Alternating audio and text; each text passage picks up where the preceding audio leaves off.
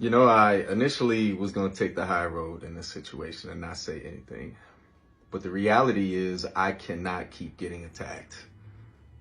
My character can't keep getting attacked. I can't keep being thrown under the bus because someone can't control their anxiety. And someone can't control these delusional thoughts about things that aren't real. I am in no way wanting to attack anybody. My purpose in my life has always been to protect. I haven't ran to social media every time something happened to me in that relationship. Because trust me, with all the receipts and all the things that have happened, I could have. But I chose to do what a real man does, and that is protect the person that I've been with. In this situation, I'll be very clear. I've been single for the last 6 months. We have been trying to identify what that looks like, closing one chapter and figuring out what it's like to be friends again. I've been very specific about my boundaries. I've been very specific about where we stand as friends. Go date anybody you want. I'm going to date when I'm ready. I am emotionally unavailable to you, and I'm physically unavailable to you. Now, birthday comes up, plans are put in place. Of course, I want someone that I consider to be family to be involved in that, because if anybody knows her, she is big on birthdays. I don't lead people on. I'm very direct. Listen, if anything that you're doing or that you want to do comes with an agenda, I don't want to be involved in it at all. I don't want you to be involved in my birthday plans. I don't want you to come to Turks and Caicos. This is not a reconciliation time. Whatever you decide you're doing, it's because we're friends and because I'm still being involved in my son's life. I still would love for you to have a relationship with my children, but not to the extent that you make up these stories that aren't real. I went to New Orleans.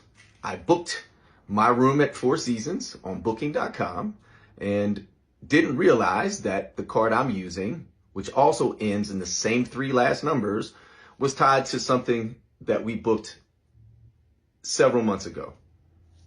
No harm, no foul. We're talking $900. Stop it.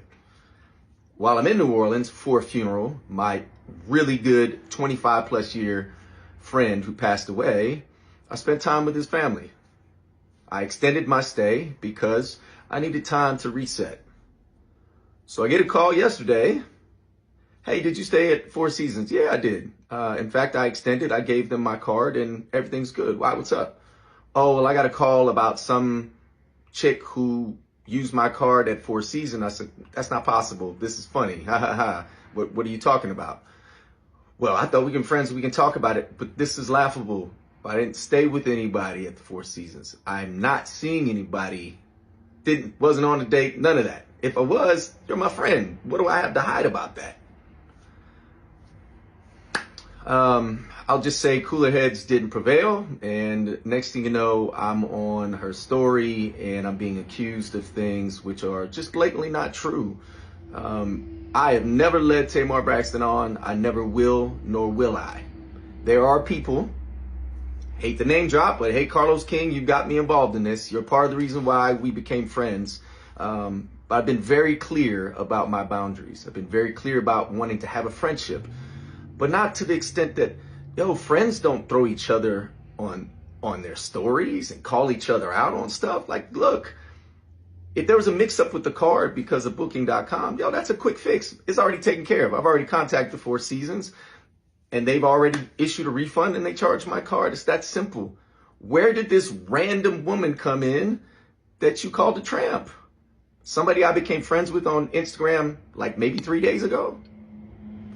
It's just a reach, and I'm tired of having to stay quiet and not defend myself. Mental health is real, and I understand how sometimes anxiety can get the best of us, but you just don't go on social media and start attacking somebody you say that you love, that you care for as a friend, and then you post pictures of you and my daughters together, but then you're throwing their dad under the bus. It's not cool, man. And the unfortunate reality is I thought that I could be friends and try to maintain some type of friendship. But that relationship is done. And I didn't want to come out and like 6 months ago and be like, hey, I'm single again, because then people are like, oh, you're sassy. What? This is the reason why I did it last time, because of this assumption that I'm leading somebody on and that I'm cheating. I have never cheated in my life. Find a woman that will tell you I cheated on her. I'm not successful because I cheat. When I'm committed, I'm completely committed. Now, I'm not going to go there. There's a lot more I could talk about. I'm not going to do it because this isn't about revenge. This is about saying, hey, wait a minute. This shouldn't have happened. Picking up the phone and talking calmly and saying, hey, Jay, I got charged on my card. You stayed at Four Seasons. Okay, cool. But then you had to find a random narrative to go with it. It's messed up, and the truth is now there's potential defamation behind it because I don't even know this person, never met her in my life, never even had a DM with her. Again, here I am defending myself because of all of these assumptions and all these internet bullies who don't have a clue, not one thing, they don't know nothing about me.